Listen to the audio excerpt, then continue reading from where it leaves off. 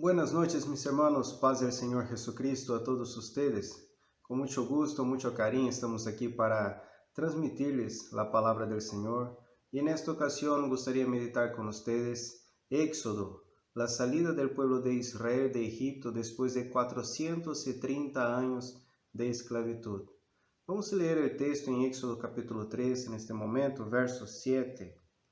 Dice así: Dijo luego Jehová: Bien he visto la aflicción de mi pueblo que está en Egipto, y he oído su clamor a causa de sus exactores, pues he conocido sus angustias, y he descendido para librarlos de mano de los egipcios, y sacarlos de aquella tierra, a una tierra buena y ancha, a tierra que fluye leche y miel, a los lugares del cananeo, del eteo, del amorreo, del fereceo y del heveo, y del jebuseo.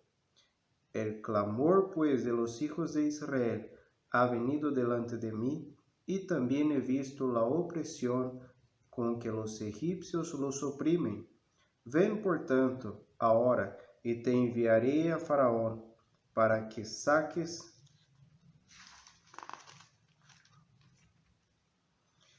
de Egipto a mi pueblo, los hijos de Israel. Entonces Moisés respondió a Dios: ¿Quién soy yo para que vaya a Faraón y saque de Egipto a los hijos de Israel? Y él respondió: Ve, porque yo estaré contigo, y esto te será por señal de que yo te he enviado. Cuando hayas sacado de Egipto al pueblo, serviréis a Dios sobre este monte. Glorias a Dios, hasta ahí. El pueblo siendo oprimido a causa de una rebeldía familiar, donde los hermanos de José por envidia lo venden a los mercaderes que pasaban por el desierto. Y en este momento José pasa por una serie de luchas, tribulaciones en su vida, hasta el punto que Dios lo honra, haciendo con que él sea el segundo en Egipto. Pasada esta generación, José muere, el faraón que ahí gobernaba muere, y toda aquella dinastía que ahí pertenecía a los hicsos también pasan, y llega una nueva dinastía sobre Egipto que no conoció José, y el pueblo comienza a ser oprimido. El pueblo está siendo oprimido porque el faraón tenía miedo. Era un pueblo grande, un pueblo fértil, que crecía, que multiplicaba. Y Faraón, con miedo de aquel pueblo, de que haya una guerra y el pueblo hebreo se levante contra el faraón, comienza a oprimirlos. En esta opresión, el pueblo va creciendo cada vez más. Cuanto más los oprimía, más ellos crecían, más ellos se multiplicaban. En el momento de miedo, comienzan los actos deshumanos, las actitudes deshumanas, y Faraón va para el plano B, ya que la opresión ha dado un resultado diferente de lo que el faraón quería. Ele comienza a matar todos los primogénitos que había en Egipto. Viene una familia, la familia de Moisés, ve que el niño es muy hermoso. Y obvio que padre no ve su hijo recién nacido muy hermoso. Los padres resolvieron guardar su hijo por algún tiempo, pero no podía mucho. El niño lloraba en la noche, y los guardias ciertamente descubrirían ese niño. Preparan una canastita y ponen esa canasta al río justamente al día en que la hija del faraón estaría bañándose. Cierto es que mujer alguna iría a rechazar un niño. Tal vez el corazón del faraón estaría endurecido, pero de su hija, se tratando de ser madre, de encontrar un niño, ciertamente este niño sería amado. El plan de Faraón se ve frustrado porque los planes de Dios no serán frustrados, los planes de Dios se cumplirán, y el mismo Moisés que pasa a ser criado en su reinado es el Moisés que futuramente va a sacar este pueblo de Egipto. Moisés crece en la ciencia de Egipto, en conocimiento, y en eso su pueblo sigue siendo oprimido, su pueblo sigue sufriendo consecuencias de frutos de sus hermanos, cosas pasadas que ellos no eran esclavos en aquella tierra, pero pasaron a ser. Mientras tanto, Moisés crecía, el pueblo, sus hermanos, su familia sufría consecuencias, y él creciendo en aquel palacio, en aquel gobierno, en aquel reinado, ele comienza a ver sus hermanos siendo oprimidos. Entonces Moisés está un día de paseo, tal vez yendo a visitar sus hermanos, y él decide, él escoge quedar del lado de los oprimidos y escoge dejar de lado los opresores. Esa decisión de Moisés cambió toda su vida.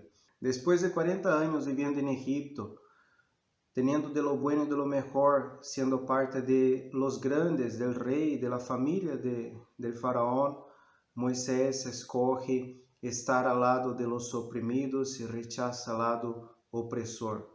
Una decisión que trajo consecuencia para toda su vida, en la cual él deja el imperio egipcio y se autoexila en Madián, siendo pastor de ovejas por 40 años. Dios prepara a Moisés 40 años en Egipto, teniendo las ciencias para hablar con un faraón duro, pesado, lleno de conocimiento y opresor. Y Moisés tiene 40 años en el desierto para tratar con un pueblo duro, un pueblo de corazón de dura cerviz, dice la palabra del Señor. Dios prepara a Moisés 80 años para una misión de liberar un pueblo oprimido a causa de un mundo caído. Muy bien, Moisés está en el desierto apacentando las ovejas de su suegro Jetro, y en este momento él tiene una visión, él ve una zarza ardiendo. Él estudió en las ciencias de Egipto y él sabía que aquello no era algo común, que una zarza ardiera en fuego pero no se consumiera. Moisés, tomado de curiosidad, ¿qué es eso? ¿Qué cosa espantosa es esa? Se acerca para ver aquella maravilla y Dios habla con él. Moisés, saca la sandalia de tus pies. Este lugar es tierra santa. Moisés, ten cuidado, tú eres hombre, yo soy Dios. Si vas a acercar a mí, acércate en santidad. Si vas a ver lo que yo hago, si vas a ser parte de lo que yo hago, esté en santidad. Por ese motivo, más adelante, Dios tiene una pelea con Moisés y él tiene que circuncidar a su hijo, porque si él quiere representar a Dios, él tiene que cumplir las ordenanzas de Dios. La circuncisión hacía parte de aquella cultura y Moisés tenía que cumplir las órdenes de Dios. Muy bien, en este momento Dios comisiona a Moisés para la gran misión. El pueblo estaba muy triste. El corazón del pueblo lloraba, el corazón del pueblo clamaba. Dios, acuérdate de nosotros. Dios, acuérdate de la promesa hecha a Abraham, a Isaac y a Jacob. Y en este momento Dios se acuerda y comisiona a un hombre que él preparó 40 años en Egipto, 40 años en el desierto, para que por 40 años él sea el mayor líder que ya existió en la historia de Israel. Un hombre que en las 3 historias de Éxodo narradas, la salida, la ley y el tabernáculo, él es el centro. Dios lo utiliza para que sus planes se cumplan en la vida del pueblo de Israel. Moisés está como este centro, Dios lo llama y da a él esa misión. Como cumplimiento de esa misión, Dios declara, como prueba de esto, ustedes me adorarán en este monte. En el mismo monte donde Dios habló con Moisés que liberaría el pueblo, sería el monte donde Dios cumpliría la promesa. El pueblo estaría ahí adorando al Señor. Vamos a la historia. Moisés va a hablar con Faraón. Faraón endurece su corazón. No es fácil que el enemigo deje partir a aquellos que le tienen esclavizado. Faraón tenía un pueblo que estaba trabajando duramente construyendo ciudades, no era lavando sus pies, era construyendo ciudades, construyendo un imperio. No era haciendo algo diario, simples, era un trabajo pesado donde muchos de ellos estaban sufriendo grande opresión y teniendo sus hijos asesinados para que ellos no se multiplicaran. Ellos estaban esclavos a 430 años y ese faraón sabía lo que había conquistado con este pueblo. Sabía que Dios estaba con ellos. El faraón sabía lo que podía lograr teniendo este pueblo como esclavo y también sabía las consecuencias que podían venir si este pueblo se va. Moisés, en obediencia a la orden de Dios, va a hablar con Faraón. Este mismo Dios endureció su corazón y él no deja salir el pueblo, no deja que el pueblo vaya a servir a Dios en aquel monte, no deja que el pueblo vaya para que se cumpla una promesa de Dios en la tierra de Canaán. Dios endurece el corazón de un hombre que siempre fue duro. Aquel hombre tenía que llegar a consecuencias de sus hechos, él tenía que cosechar todo lo que él había sembrado. Tenía que venir consecuencias sobre aquella nación. Dios habló que juzgaría a la nación, que oprimiría a descendencia de Abraham. Dios había hecho esa promesa antes a Abraham. Su descendencia será esclava, será oprimida por muchos años, pero yo castigaré tal nación. Entonces la nación de Egipto tendría que sufrir las consecuencias y el corazón de Faraón es endurecido. Dios envía 10 plagas para que el faraón sienta lo que es la mano de Dios, lo que es caer en las manos de Dios Todopoderoso, que faraón sienta en su piel todo lo que él había hecho, la opresión. Los opresores ciertamente pagarán el precio de todo lo que están sembrando.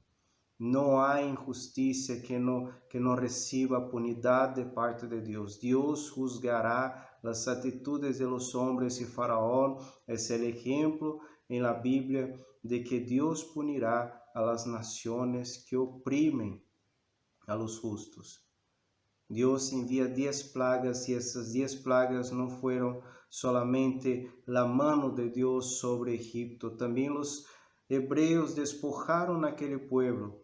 Moisés y el pueblo halló gracia ante los egipcios y ellos le dieron mucha plata, mucho oro. Aquella nación que vivía bien económicamente a causa de su opresión pasa a tener un despojo en su economía por aquellos que ellos oprimieron por mucho tiempo.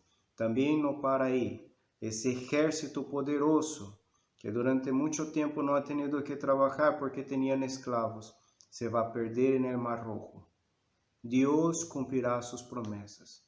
Cuando el pueblo llega delante del mar, el primer desafío, el pueblo clama, el pueblo comienza a murmurar. Y ese es un momento en que nosotros debemos tomar como enseñanza. No murmurar frente a las adversidades. Dios prometió dar una tierra. Dios prometió que iban a adorar en aquel monte donde la zarza ardía. Y eso iba a cumplirse. Si ellos estaban frente al mar, el mar no es el final de la historia. El mar es parte del cumplimiento de una promesa. Los desafíos son partes de cumplimientos de promesas, donde la gloria de Dios será cada vez mayor, cada vez más grande. Dios será cada vez más glorificado ante los desafíos. ¿Qué tenemos que hacer? Camina. ¿Qué tenemos que hacer? Marcha. ¿Qué tenemos que hacer? Persevera, sigue, va más allá. No mire las adversidades. Marche, dijo Dios, que el pueblo marche. Y el pueblo marchó, y las aguas se abrieron en el medio. ¿Cómo explicar eso? La Biblia se entiende por la fe. Tenemos a un Dios, creemos en Él, nuestra fe es tan grande en ese Dios que la podemos tocar. Es una fe palpable.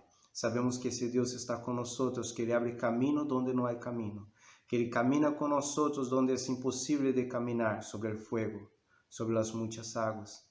Dios está con nosotros, Dios estaba con aquel pueblo y nada pudo impedir. No había comida en el desierto, Dios envió las codornices. No había agua en el desierto, Dios hizo salir agua de la roca. Dios transformó las aguas amargas en aguas dulces. Dios envió el maná. Dios no dejó que su pueblo muriera a la causa de las serpientes, que su pueblo muriera a la causa del sol, del frío. Dios no permitió que su pueblo muriera, sino que su pueblo le adoró en el lugar de la promesa. Su pueblo conquistó la tierra de la promesa. Dios tiene promesas para ti. La salida de Egipto se aplica a nuestras vidas. Dios quiere sacarnos de la opresión, del maligno que oprime al pueblo, que viene para matar, robar y destruir. Dios quiere sacarnos de una vida de engaño. Dios quiere sacarnos de una vida de carnalidad para llevarnos a una vida de adoradores que le adoran en espíritu y en verdad. Adoradores que no son entregues al engaño, sino a la vida. Adoradores que no saben a dónde van, sino que tienen un camino. Adoradores que no viven engañados, sino que tienen la verdad. Adoradores que no mueren, pero tienen vida. Y esa vida es vida en abundancia, dice su palabra, gloria a Dios. Dios tiene lo mejor para nosotros.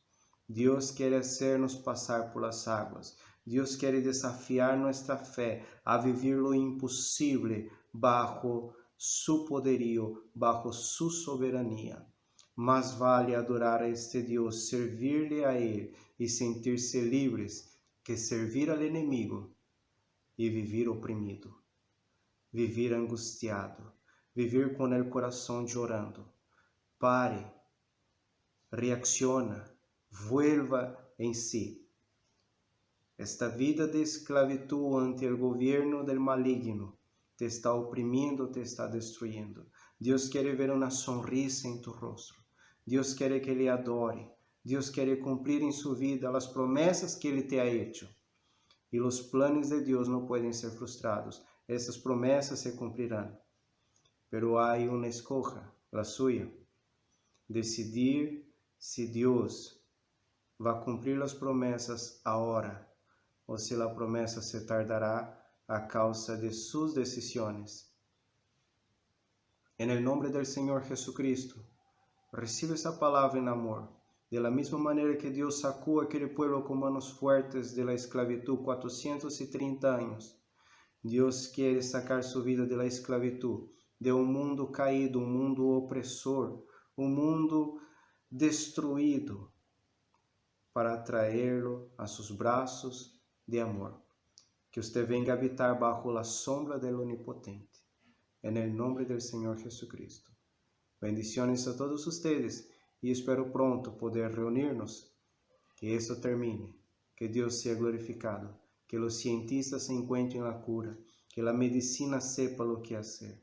Que las personas obedezcan las órdenes para que juntos vivamos mejor. Que Dios les bendiga. Hasta pronto.